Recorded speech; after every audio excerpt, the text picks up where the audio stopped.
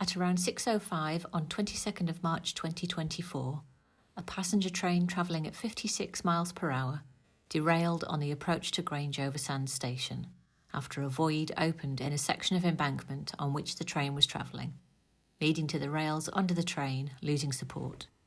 The train was carrying 4 train crew and 4 passengers. Nobody was injured, but significant damage was caused to both the train and the railway infrastructure. Around 2 days before the derailment, a pipe was damaged during routine maintenance, causing it to leak water into the embankment.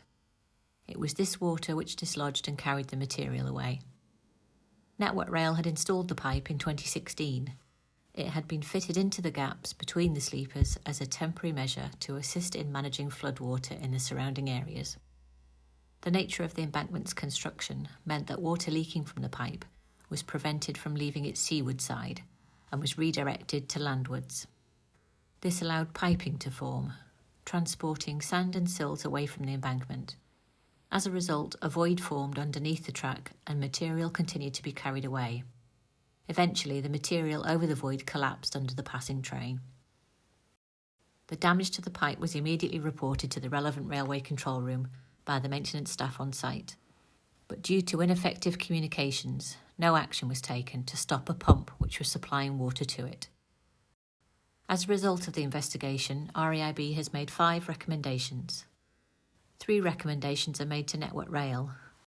These aim to reduce the risk associated with temporary drainage solutions remaining in place for longer than anticipated, review ways in which tamper operators could be assisted in discovering buried services, and reduce the likelihood that buried services are struck during track maintenance by ensuring staffing levels are sufficient to comply with procedures. A further recommendation addressed to the Environment Agency, working in conjunction with Westmoreland and Furness Council, the Marine Management Organisation, Network Rail and other local stakeholders, aims to encourage timely decision-making in relation to the future of this area so that the management of floodwater does not manifest in another risk to the railway. A recommendation is also made to Eversholt Rail Leasing Limited, the train's owner, working in conjunction with Northern Trains, the train's operator, and CAF, the train's manufacturer.